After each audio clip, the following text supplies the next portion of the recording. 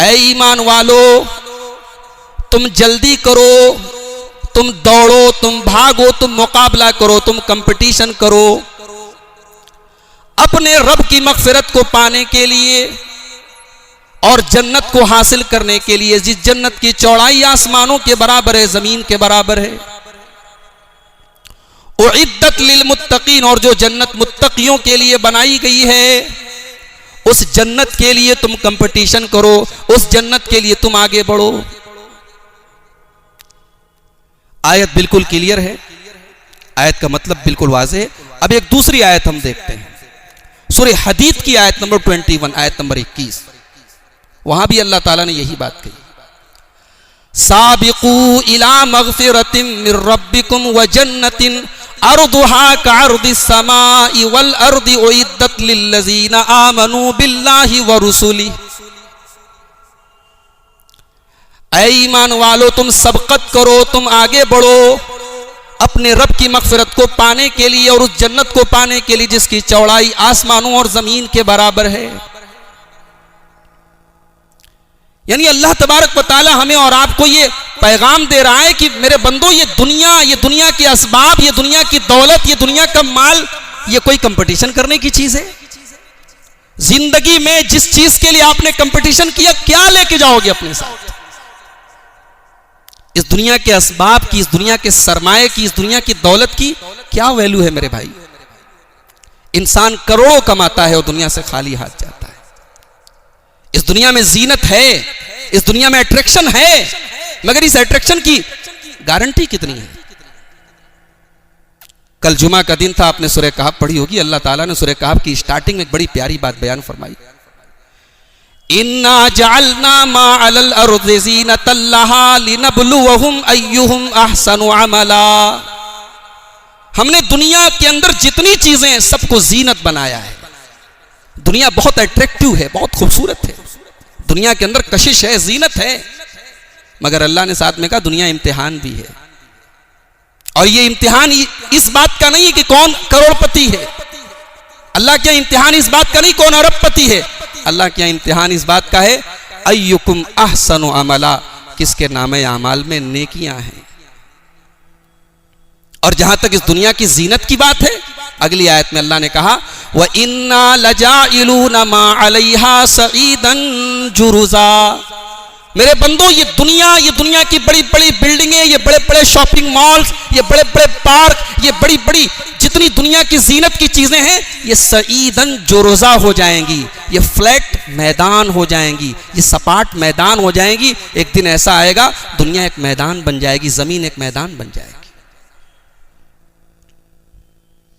मेरे भाइयों, आज सच पूछो तो फिक्र की बात यही है।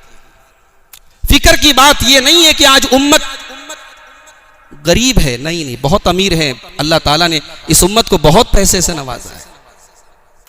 फिक्र की बात यह नहीं कि उम्मत के पास अफराद कम हैं, फिक्र की बात यह नहीं उम्मत के पास सरमाया कम है, फिक्र की बात यह नहीं कि उम्मत के पास ताकत कम है। फिक्र की बात यह है कि इस उम्मत के अंदर अल्लाह की रजा को पाने का जो कंपटीशन का जो जज्बा था, जो तनाफुस का जज्बा था, नेकी के कामों में, भलाई के कामों में एक दूसरे से आगे बढ़ने की जो होड़ थी वो खत्म हो चुकी है। ये फिक्र की बात है। कुरान मजीद का 30वां पारा उठाइए, अल्लाह ताला ने जन्नत की शराब का जिक्र किया। भाई दुनिया में शराबियों के नजदीक शराब की बड़ी वैल्यू है, वो शराब को बहुत बड़ी नेमत समझते हैं। अल्लाह ने कहा वो शराब वो तो इंतहाई गंदी और मकरू है। युस्क़ौना मिन रहीक़िम मख़्तूम, मेरे जन्नती बंदों को जन्नत में एक ऐसी शराब पिलाई जाएगी जो खालिस होगी, जो असली होगी। उस शराब का नाम अल्लाह ने रहीक़ मख़्तूम बताया है। और इसी जुमले को हमारे जामिया सल्फिया के उस्ताद जो थे और जमात की बड़ी अजीम शख्सियत थे अल्लामा सफ़ीउर रहमान मुबारकपुरी, उन्होंने कुरान करीम की इसी आयत के टुकड़े से अपनी किताब का नाम रखा रहीक़ुल मख़्तूम। रहीक़ के माने असली शराब और मख़्तूम का मतलब सील लगा दी जाए, जिस पर मोहर लगा दी जाए। अल्लाह ने कहा जन्नतियों को एक ऐसी शराब पिलाई जाएगी जो असली होगी, उसमें कोई मिलावट नहीं होगी। खितामुहु मिस्क, और उस शराब के ऊपर अल्लाह ताला फरमाता है कि मुश्क की मुहर होगी। वफ़ी ज़ालिका फ़ल्यतनाफ़सिल मुतनाफ़िसून, और मेरे बंदो तुम्हें अगर आपस में मुकाबला ही करना है तो उस जन्नत को पाने के लिए, उस जन्नत की नेमतों को पाने के लिए तुम कंपटीशन करो, तुम मुकाबला करो। तुम्हें अगर मुकाबला करना है उस जन्नत के लिए मुकाबला करो। अल्लाह कह रहा है, बुखारी की हदीस है, हजरत अबू उबैदा इब्ने जर्राह रजी अल्लाह तआला अन्हु बहरैन से माल लाए। सहाबा में बहुत सारे सहाबा गरीब थे, माल की जरूरत थी उनको पता लगा अबू उबैदा माल लाए हैं। फजर की नमाज में जैसे ही अल्लाह के नबी ने सलाम फेरा, सहाबा के चेहरे देख करके समझ गए इनको इंतजार है वो माल कब तकसीम किया जाएगा। अल्लाह के नबी के चेहरे पर मुस्कुराहट आ गई। कहा मुझे लग रहा है कि आप लोगों को पता चल गया है अबू उबैदा माल लेकर के आए हैं। कहा कि हाँ अल्लाह के नबी हमें मालूम हो गया। सहाबे किराम के जो दिल में था वो जुबान पे था, ये नहीं कि चलो भाई दिल में तो माल आया है, उस माल को पाने की तलब है, जुबान से इनकार कर दे, नहीं, जो दिल में है वो जुबान पर है। कहा हाँ अल्लाह के रसूल हमें मालूम हुआ है अबू उबैदा माल लेकर के आए हैं, उस माल की हमें तलब है, जरूरत है। अब अल्लाह के रसूल का जो जुमला है उस गौर से सुनिएगा। अल्लाह के प्यारे नबी ने फरमाया अबशिरू व अम्मिलू मा यसुर्रुकुम, ऐ मेरे सहाबा ये माल तो तुम्हें मिलने ही वाला है, तुम खुश हो जाओ, ये माल तुमको मुबारक हो। फवल्लाहि मल फ़क्र अख्शा अलैकुम, लेकिन मैं अल्लाह की कसम खा करके तुम्हें एक बात बता रहा हूँ, मुझे इस बात का डर नहीं है कि तुम मेरे बाद गरीब हो जाओगे, तुम मेरे बाद फ़कीर हो जाओगे, तुम्हारे पास माल की कमी होगी। वलाकिन अख्शा अलैकुम अन तुबसत अलैकुम दुनिया, मुझे डर है तो इस बात का डर है, मुझे फिक्र है तो इस बात की फिक्र है, मुझे टेंशन है तो इस बात की टेंशन है कि ये दुनिया तुम पर फैला दी जाएगी, ये दुनिया तुम पर कुशादा कर दी जाएगी, ये दुनिया तुम्हें बहुत ज़्यादा दी जाएगी। फततनाफसूहा कमा तनाफसूहा, जैसे तुमसे पहले के लोग इस दुनिया को पाने के लिए एक दूसरे से आगे बढ़ा करते थे, तुम भी दुनिया के लिए एक दूसरे से आगे बढ़ने लगोगे। फतुहलिककुम कमा अहलकतहुम, और ये दुनिया तुमको भी उसी तरीके से हलाक कर देगी जैसे उनको हलाक कर दिया। हमारे नबी को डर था मेरे भाई इस बात का। आज हमारे मुआशरे पर नजर आप डाल के देखना, हर सरमायादार को फिक्र है कि दूसरा सरमायादार मुझसे आगे न निकल जाए, हर अमीर को फिक्र है कि मैं दूसरे से अमीर हो जाऊं, हर मालदार को फिक्र है मेरे पास फला से ज्यादा प्रॉपर्टी आ जाए। हमारे पास ये फिक्र क्यों नहीं आती फला नेकियों के मामले में हमसे आगे निकल गया, मुझसे आगे निकल के दिखाए, ये फिक्र क्यों नहीं होती? हमें इस बात की फिक्र क्यों नहीं होती कि हाफिज ज़हूर की मस्जिद में हम पहली सफ में नमाज पढ़ेंगे, क्योंकि पहली सफ का जो सवाब है वो आखिरी सफ का नहीं है। हम दीन के मामले में बैक बेंचर क्यों बन जाते हैं? दुनिया के मामले में तो हम आगे रहते हैं, हम दीन के मामले में आखिरी सफ में क्यों रहते हैं? मेरे भाई मुझे इस सवाल का जवाब दीजिए। अल्लाह के नबी ने अपने कुछ सहाबा को देखा कि हर नमाज में वो पीछे रहते हैं। नबी को यह बात बड़ी नागवार गुजरी। अबू दाऊद नसई इब्ने माजा के अल्फाज हैं, अल्लाह के नबी ने फरमाया तकद्दमू, ये पीछे क्यों तुम नमाज में खड़े होते, आगे आओ। फअतिम्मू भी, मेरे पीछे नमाज पढ़ो, मेरे करीब में नमाज पढ़ो, पीछे मत रहा करो, आगे बढ़ो, और फिर तुम्हारे बाद जो लोग आए वो पीछे रहेंगे, तुम आगे रहो। उसके बाद अल्लाह के नबी ने जो अगला जुमला कहा है मेरे भाइयों, बहुत बड़ी वार्निंग है। आपने फरमाया ला यज़ालु कौमुन यतअख्खरून हत्ता युअख्खिरहुमुल्लाहु अज़्ज़ा वजल, कुछ लोग हमेशा पीछे रहेंगे यहां तक कि अल्लाह उनको पीछे कर देगा। जो इंसान ये ज़हनियत बना ले कि मैं हमेशा दीन के मामले में पीछे रहूंगा, चंदा देने की बात आ जाए, अल्लाह की राह में कुछ खर्च करने की बात आ जाए, पहले फला ने कितना दिया, फला ने कितना दिया, भाई आप स्टार्टिंग करें ना, आप शुरुआत करें, आप सफ़े अव्वल में आए, आप पीछे क्यों हैं? अगर हम पीछे रहने को पसंद करेंगे, अल्लाह के प्यारे नबी फरमाते हैं अल्लाह ताला ऐसे लोगों को पीछे कर देगा। आज हमारे समाज में वो कंपटीशन खत्म हो गया मेरे भाई। अल्लाह के नबी फरमाते हैं कि दो चीजों में कंपटीशन अल्लाह को बहुत पसंद है। सही तरगीब व तरहीब की रिवायत, अल्लाह के प्यारे हबीब ने फरमाया ला तनाफुस बैनकुम, आपस में कंपटीशन मत करो, मुकाबला मत करो, मगर दो चीजों के लिए करो। कौन सी दो चीजें हैं? रजुलन आताहुल्लाहु अज़्ज़ा व जल्ल अल कुरान, एक वो आदमी है जिसको अल्लाह ने कुरान दिया है। कुरान तो बहुत सारे लोगों को दिया है, कोई आलिम है, कोई हाफिज है, कोई कारी है। कुरान का हिफ्ज कर लेना, कुरान को पढ़ लेना, ये कमाल नहीं है, कमाल उसके आगे की चीज है। फहुवा यक़ूमु बिहिल लैल वन नहार, अल्लाह ने कुरान दिया, वो रातों को अल्लाह की बारगाह में क़याम करता है, दिन में नफली नमाजें पढ़ता है। व यततब्बउ बिमा फीही, और कुरान में क्या लिखा है उसका ततब्बो करता है, उसके पीछे लग जाता है, उस पर अमल करता है। अल्लाह के नबी ने कहा ऐसे आदमी को देख के एक दूसरा आदमी तमन्ना करता है कि अय अल्लाह, काश तो मुझे भी कुरान का आलिम बना दे, काश तो मुझे भी कुरान का हाफिज बना दे, और इसकी तरह मैं भी रातों में क़याम करूं, इसकी तरह मैं भी नमाजें पढ़ूं और मैं भी कुरान पर अमल करूं। अल्लाह के प्यारे हबीब फरमाते हैं तनाफुस करना है तो इसमें करो।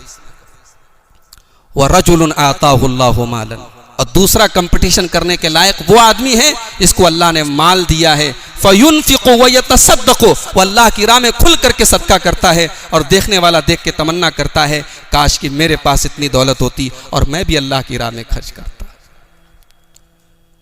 ये है मेरे भाई, ये फिक्र की बात है, ये टेंशन की बात है कि नेकियों में मुकाबला खत्म हो गया। अरे हम होना तो ये चाहिए था कि अगर कोई नेकी हम नहीं कर सकते तो कम से कम तमन्ना करें कि काश हम कर लेते। अगर हम ये आरजू भी कर लेना कि काश वो नेकी हम कर लेते, अल्लाह तो इतना गफ्फार है, अल्लाह तो इतना रहमान है, अल्लाह तो इतना रहीम है, तुम नेकी की तमन्ना दिल से करो, अल्लाह तुमको सवाब अता फरमाएगा। गज़वा तबूक का मौका है, अल्लाह के रसूल के कुछ सहाबा आते हैं, या रसूल अल्लाह, हम भी जाना चाहते हैं आपके साथ, इस गज़वे में हम भी शामिल होना चाहते हैं, हमारे पास सवारी नहीं है, हम गरीब लोग हैं, मजदूर लोग हैं, या रसूल अल्लाह इस सवाब से हमें महरूम ना करें, हमें अपने साथ लेके चलें। अल्लाह के नबी कहते हैं मेरे पास सवारी नहीं है, मेरे पास एक्स्ट्रा सवारी नहीं है, मैं आपको इस गज़वे में नहीं लेके जा सकता।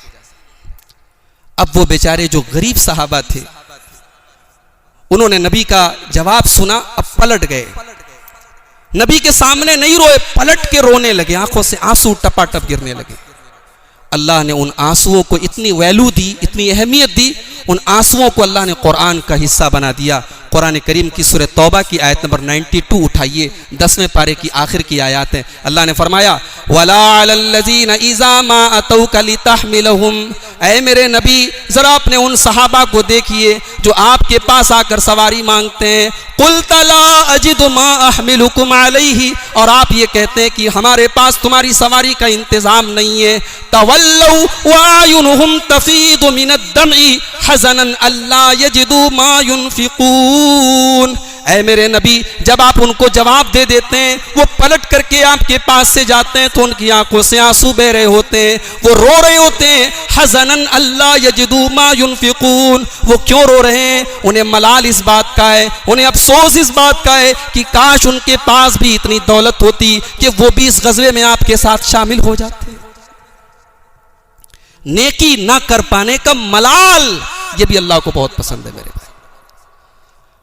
गज़वा तबूक से जब अल्लाह के नबी वापस लौट रहे थे, मदीना के करीब पहुंचे, बुखारी के अल्फाज हैं, अल्लाह के नबी ने सहाबा से कहा जानते हो मेरे कुछ सहाबा ऐसे हैं, इन अक़वामन बिल मदीनती, मेरे कुछ सहाबा ऐसे हैं जो मदीना में हैं, मा सिरतुम मसीरन वला क़तातुम वादियन, लेकिन तुमने मदीना से तबूक का 900 किलोमीटर का सफर किया है, जहां जहां तुमने पड़ाव डाला और जहां जहां तुम गए मेरे वो सहाबा भी तुम्हारे साथ थे।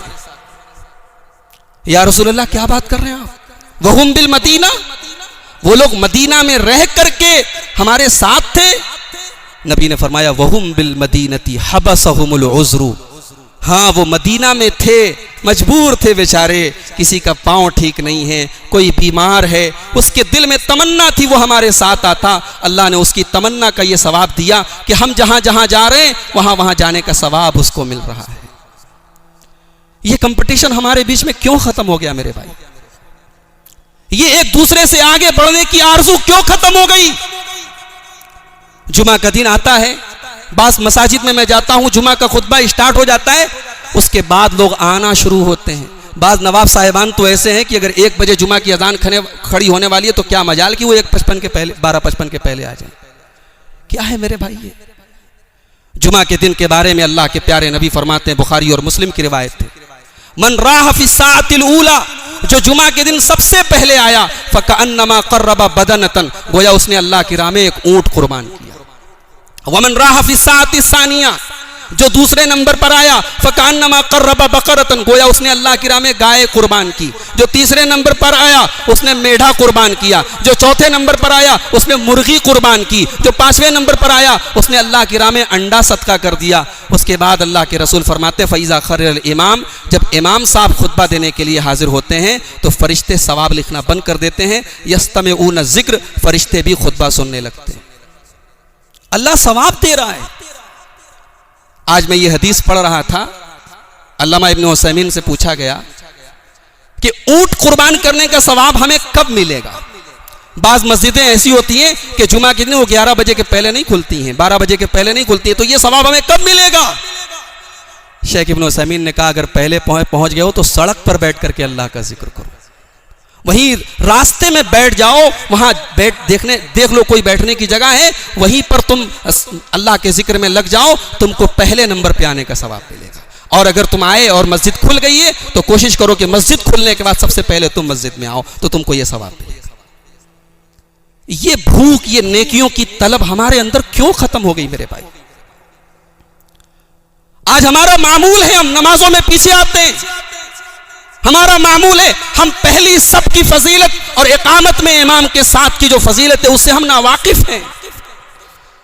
अल्लाह के प्यारे नबी सल्लल्लाहु अलैहि वसल्लम फरमाते हैं, सही मुस्लिम की रिवायत है, लौ यअलमुन नासु मा फिन निदाई वस्सफ़िल अव्वल, अगर लोगों को मालूम हो जाए कि इकामत में शामिल होने का क्या सवाब है, पहली सफ में शामिल होने का क्या सवाब है, सुम्मा लम यजिदू इल्ला अन यस्तहिमू अलैहि, फिर लोगों को कोई और रास्ता न मिले सिवाय इसके कि पर्ची लिख करके कुरान करें, ड्रॉ करें, तो लोग ड्रॉ करेंगे। यानी इतने लोग आ गए, अब सब लोग तो पहली सफ में नहीं आ सकते ना भाई, एक सफ में 20 लोगों की गुंजाइश है, आदमी 100 आ गए, तो इस सवाब का अगर लोगों को पता लग जाए तो लोग ड्रॉ करें कि भी मेरा नाम पहली सफ में आना चाहिए। वलो यअलमुन नासु मा फिल तहजीर, और अगर लोगों को मालूम हो जाए कि नमाज में जल्दी आने का क्या सवाब है, लस्तबकू इलैहि, तो लोग मुकाबला करेंगे कि पहले मैं मस्जिद में पहुंच जाऊं। वलो यअलमुन नासु मा फिल अतमति वस्सुबही, और इशा की और फजर की नमाज का सवाब लोगों को मालूम हो जाए, लअतौहुमा हबवन, और अगर पैर सही नहीं हो और घिसट घिसट कर आना पड़े तो लोग घिसट घिसट कर मस्जिद में आए, अगर इशा की और फजर की जमात की फजीलत और अहमियत मालूम हो जाए। वो सवाब जो पहली सफ में है वो लास्ट सफ वाले को नहीं मिल सकता। स्कूल में क्लास में वो बच्चा जो आगे बैठता है वो बैक बेंचर बच्चे के बराबर माहिर नहीं होता है, उसकी तरह वो टैलेंटेड नहीं होता है। हम अपने बच्चों को चाहते हैं ना हमारा बच्चा आगे रहे, तो दीन के मामले में भी हम आगे क्यों नहीं रहते मेरे भाई? हमारा बच्चा पैसा कमाने लगे हम बहुत खुश होते हैं, हमारा बेटा कारोबारी बन गया, हमारा बेटा बाहर का बिजनेस कर रहा है, दिशावर कर रहा है, यहां से लेके बंबई तक माल बेच रहा है, कभी हमारे दिल में यह तड़प क्यों नहीं पैदा हुई हमारा बेटा अजान होते ही मस्जिद जाए और सफ़े अव्वल में इमाम के पीछे मेरा बेटा नमाज पढ़े और हमारी आंखों को इससे ठंडक मिले। सऊदी अरब के एक आलिम हैं शेख साद अल अरीफी, परसों उनके ट्विटर अकाउंट पर उन्होंने एक बात लिखी, बड़ी प्यारी बात लिखी। कहने लगे मैं सफर कर रहा था, सफर में 4 दिन तक मैं एक ब्रिगेडियर के साथ था। फौज में एक बहुत बड़ा दर्जा होता है, पोस्ट होती है ब्रिगेडियर, तो ब्रिगेडियर की पोस्ट का एक फौजी मेरे साथ सफर कर रहा था 4 दिन तक। कहा कि मैंने देखा कि हर नमाज के टाइम उसके फोन की घंटी बजती है और वो किसी से बात करता है, बस दुआ सलाम खैर खैरियत अल्लाह हाफिज, बात खत्म, हर नमाज के टाइम। तो मैंने उससे पूछा ये क्या माजरा है, हर नमाज के टाइम आपके पास कॉल आ रही है? कहा कि ये मेरे वालिद की कॉल है और मेरे वालिद मुझे और मेरे 7 भाइयों को हर नमाज के टाइम कॉल करते हैं कि नमाज कहाँ पढ़ रहे हो, नमाज में शामिल हो के नहीं, नमाज पढ़ रहे हो कि नहीं। हर नमाज के टाइम उन्हें फिक्र है कि मेरे बच्चे नमाज पढ़ते हैं कि नहीं। अल्लाह अकबर। ऐसे भी बाप हैं मेरे भाई दुनिया में, और ऐसे बाप नबी के सहाबा के जमाने में कसरत से थे। नेकियों की ये तलब और ये भूख सहाबा के यहाँ इतनी ज्यादा थी कि सहाबा उन नेकियों को भी पाना चाहते थे जो सब नहीं पा सकते। मिसाल के तौर पे अजान है, भाई अजान सब लोग तो नहीं दे सकता ना, अजान तो एक ही आदमी देगा। अब नबी अकरम सल्लल्लाहु अलैहि वसल्लम के जमाने